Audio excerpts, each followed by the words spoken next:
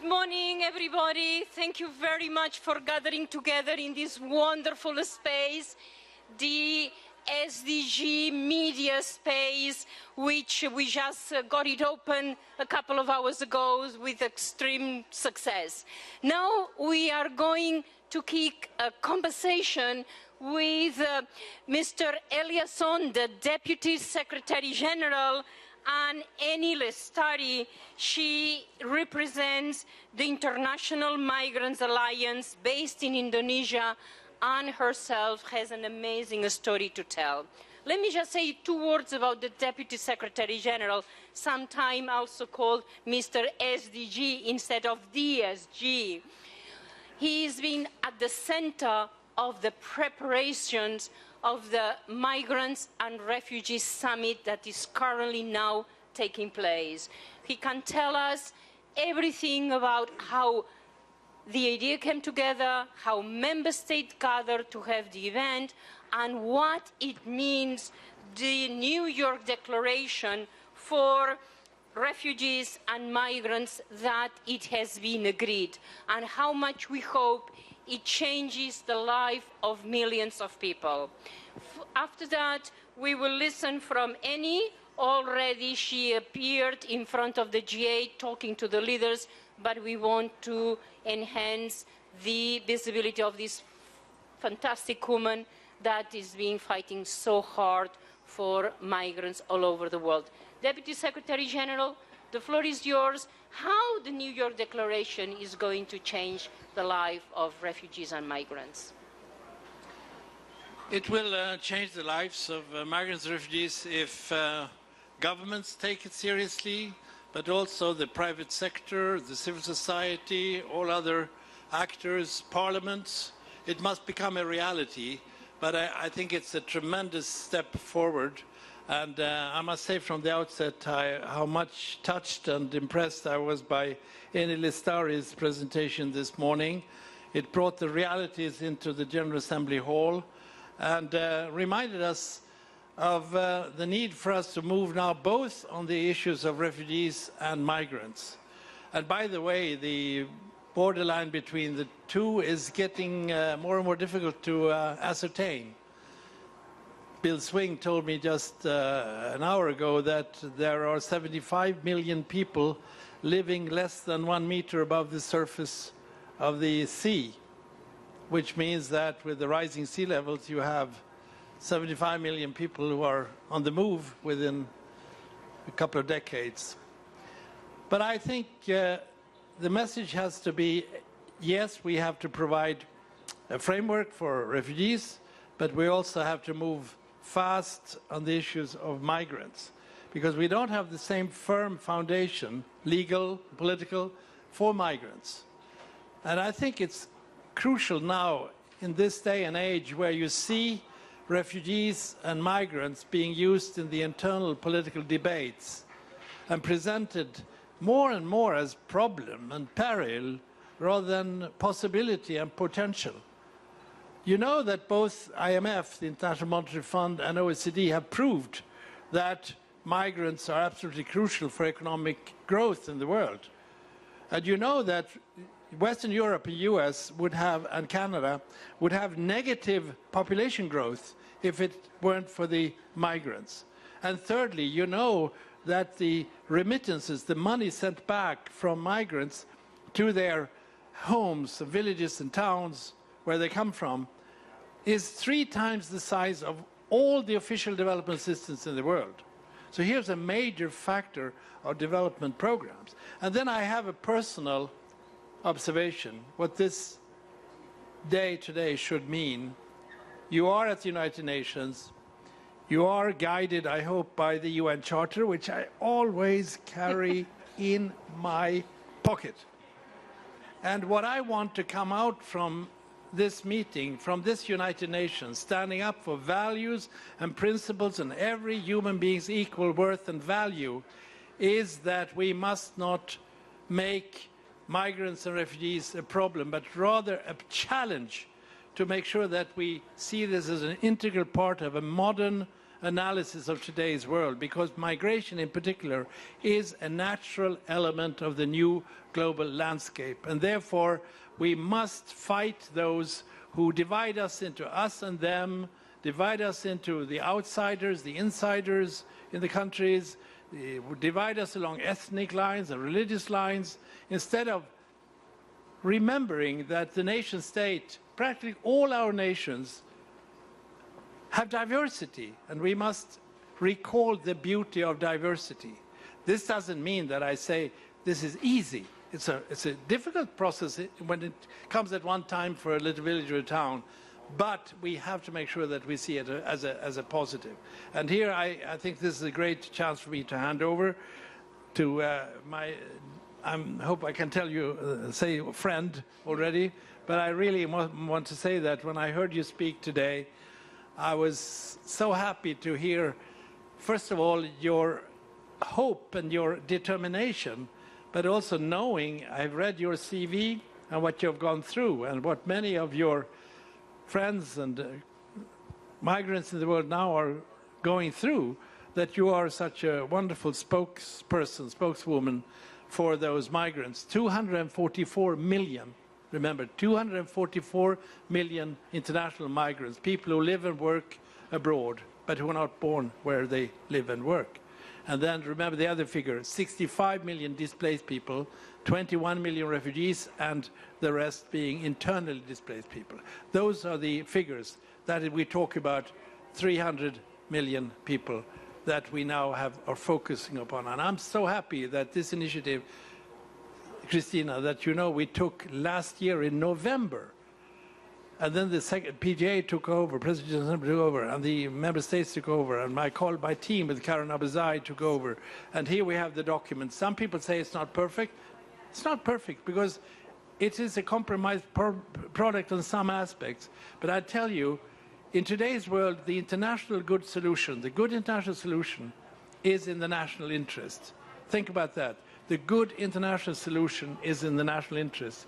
That goes for migration, goes for climate, all the global issues. We cannot draw a sharp line between national and international.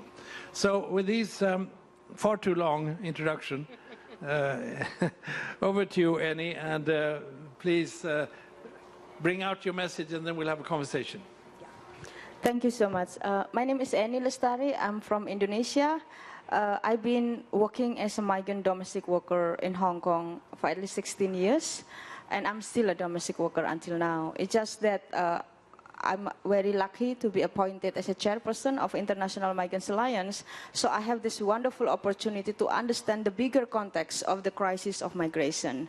Because for the longest years, I thought this is about fate, about destiny, about lucky, unlucky. But when I realized the number is so huge, it's bigger than my country. My country is only 250 million people, and this is the largest fourth country in the world. And the number of migrants, displaced, and refugees are actually more than 300 million. And this is going to grow bigger with the ongoing crisis, either in the poverty, war, or even climate change impact. So for me to see the move of the UN calling the summit on migrants and refugees is a big thing. Because for the longest years, the battle of our fight is always at the national level. And you know how difficult it is to talk to government to protect migrants and refugees. None of this government intend actually to create such systematic program to ensure the safety and integration of people who are in their places. So in the longest time, we have been dealing this fight on our own. When the UN called this summit, we were like going to heaven thing, like finally the world UN recognized our problem. You know, of course, it takes so much. How many people have to suffer and died? How many refugees have to drown and being trafficked and even died in the process? It took so much lives just to make the world notice something has to be done. And I think I take it positively that the UN is calling to do something. Now, with regard to the ongoing process of the Global Compact itself, of course, by all means, we welcome any agreement in the global level to address. I understand this problem cannot be solved by one country. We are the floating people. We are moving people. Not only one country. Some migrants even live more than 2 or 3 countries. More than half of their lives, teenage, done, finished. They are forever floating people. So, however, I also would like, as what the Deputy Sekjen said, I don't want paper. I want action. The UN Convention on Protection of Migrants has been ratified somewhere in 1990. It was 26 years ago. And I was not even migrant myself that time. And after 26 years, somehow it remained as a paper. Some government ratify, but most don't. And those who ratify doesn't even implement. And the reason is, putting into the perspective, many of these governments have economic interests over the life of migrants.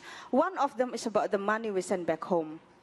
The second is about the cheap labor that we can provide. And unfortunately, in my speech, I say, do not look at us as slaves. Look at us as workers and as human.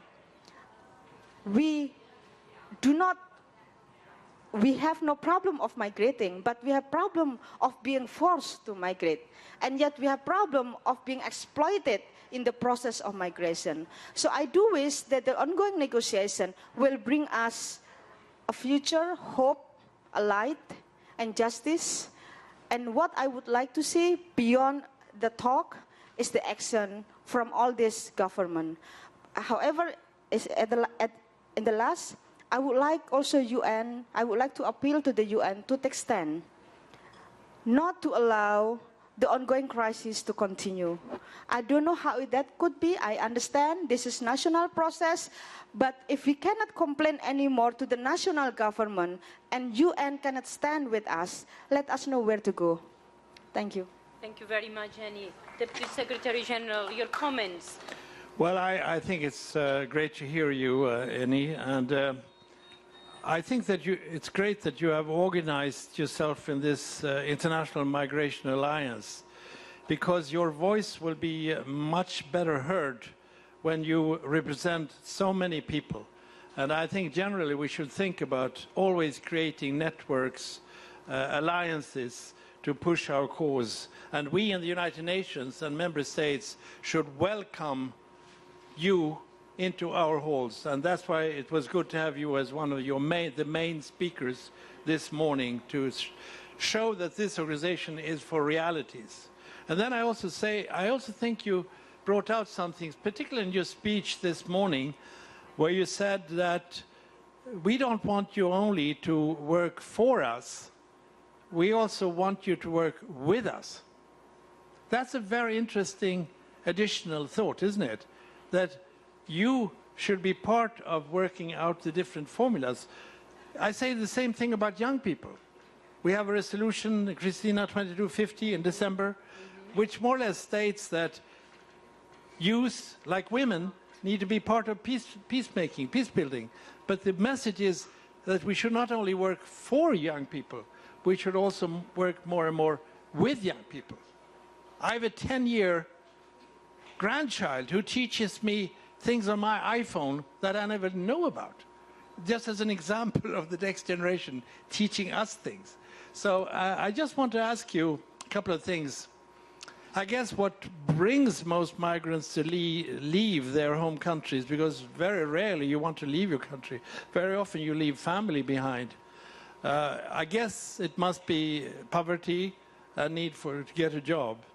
But then on your travel, on getting to the other place and getting into that new society, I have discovered horrible things with exploitation and trafficking and organized crime actually playing a role.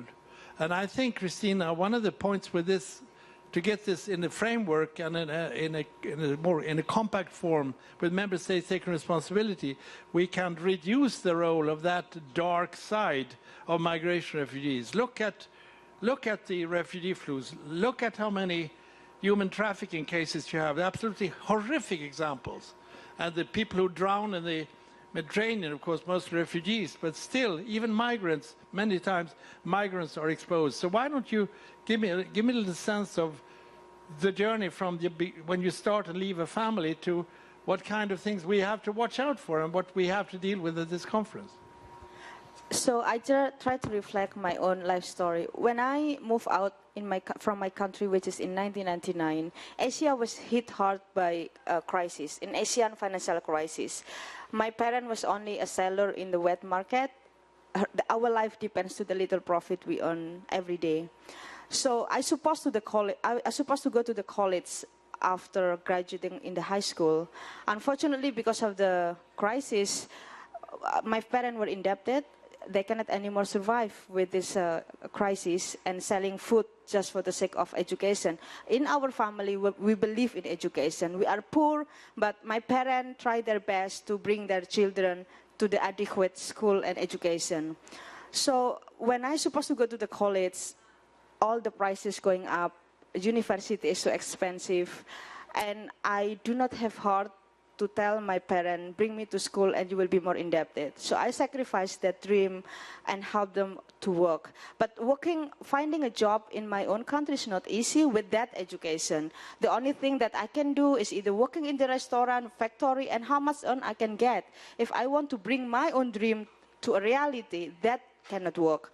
So then there is this big promotion of being a domestic workers, recruitment agency, go around the village, recruiting young people, young women especially, to work abroad with a promise of better pay, a little holiday. And I went there. I took the chance. I was hoping to work only for 4 years. I hoped that money would be enough to go home and start a new life. But in the process of this migration, I was confined by the agency. I did not know anything about the country I'm going to. I know about their cultural life, custom, and even the regulation.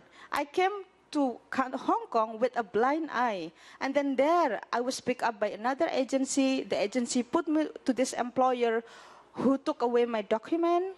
I don't have my travel documents in hand. And in fact, many of us who migrate the first time will usually don't have our documents in a passport and contract. And this is something that all these countries know, but nothing has been done to crack down. So I work for 7 months without holiday. I don't get paid at least for 3 or 4 months. I did not have holiday. And there are so many house regulations, from not using a washing machine, don't use hot water, because I'm a domestic worker. I cannot fight inside the house. I cannot say, I don't want that, It's my employer who tell me. And because I know nothing about the law, I will just say yes. So don't talk to people, don't use the phone. I'm practically being confined inside the house for at least 4 months. So I took the risk of insisting having my day off. Just one day, give me 1 day a month. Give me a break. I need to meet my friends. I can go crazy. And finally, my employer said, I give you holiday, but I will cut your pay. I say, by all means, because I need a break. I need to know what to do. So when I went out, I tried to find a way how to get help for myself, and it was so difficult. And imagine this is a country like Hong Kong where there is a legislation for domestic worker. And can you imagine countries like Malaysia, Middle East, somewhere in different parts of the world where domestic workers is not part of their legislation? Practically, they have nothing to even go out. So it took me just 7 months to know what to do. But when I ran away, I realized cannot be accepted. So I changed my life. I took the path. I work again for another employer, but yes, I tell myself, I will fight back. By telling all my friends, you have your right, fight for your right. So I think this collective bargaining power is something we create on the grounds. And I believe the state and the UN has to put that migrants should have our bargaining power collectively. Thank you. It's fascinating to listen to you. And I am reminded when you speak about the importance of dealing with the root causes. We cannot just deal with the symptoms, the flow of refugees. And of course, I think migration is part of the internationalization. It will grow, but it should be done in such a way that it is seen as a natural component of building a good society. I had a line that I want to use and present to you also. I think migration should be a choice, not a necessity. Migration should be a choice, not a necessity. And to hear you and see the tremendous potential you have, you're going to do great things in life, I know. You are doing it already, but you will do even more. My job is open, by the way, by the end of this year. So, but I'm tempted to tell you my story very briefly, because it reminds me of how Sweden, one of the most prosperous countries in the world, was extremely poor in the 1920s and 30s. My family on both my mother's and father's side were extremely poor. My father had 7 years of school. My mother had 4. We lived in one room. My aunt died in tuberculosis. I'm the first one to graduate from high school in my families, both families. And when I asked my father, having graduated from high school, the first ever in history of our family, what was it that brought Sweden from extreme poverty in the 20s, 30s to what we are today at that time? And my father said, 3 things, my son. First, in the 30s, we built roads, railroads, schools, hospitals, which gave us job. At that time, he was a metal worker. And the second thing, so what I would call, we built infrastructure, but my dad didn't use the word infrastructure, railroads and jobs. Second thing, the reason why we developed, was we introduced a fair education system, which made it possible for anyone to study for free from grade 1 to the university without paying 1 krona, 1 cent. Still the policy. And you pointed to me, are the first one in our family to have that chance. That's why I'm sitting here with this tie and having that education that I had that you didn't get. But the third reason is something that is relating to these 17 goals. Because the third reason is that we trusted the people who ran our cities, our states, our provinces, our government. We put our best people into public service. If there was corruption, they were out completely. And we actually knew that when we invested in the public sector, it was a good business because we knew that our kids would get educated. We knew that our parents would be taken care of in hospital. And we knew that people would continue to live the life we want. And believe it or not, you wouldn't believe what I'm saying now. He said to me in the late 50s, the party in Sweden that suggested, or rather promised, higher taxes, the party that promised higher taxes won the elections twice in a row. Why? Because people knew that that tax money was translated into making it possible for young people like you to get your college education, and that when you were sick, you wouldn't have to think about we could afford medicine, and your parents and grandparents would be taken care of. So they won the election on the promise of higher tax. Now, I don't think anybody in the world today would do that. Please prove me wrong. Deputy Secretary General, your collaborators are telling us that you have another very pressing appointment. So, I want Eni to have the last word. Okay, good for you. Thank you, Deputy. This is really an honor to always be given a chance. So several points that I would like to put forward. One is, again, we don't want another global compact convention that will remain as a paper. It should be an action. For me, 2 years is too long because the crisis is already ongoing. It's getting bad. And the second is, like what I said in my speech, we are a people, migrants are people, and we are the workers. We have voice. We can say what we want. So work with us, talk to us, consult us, involve us significantly in the process of the global compact, and never leave us behind. That is the message that I believe SDG is trying to say. No one is left behind, and don't leave us behind. But meanwhile, I believe that it will be in the burden of the UN to pose a big challenge and also shake the whole mentality or mindset of the governments who always don't want to talk to us simply because they actually don't need our voice. What they need is our profit.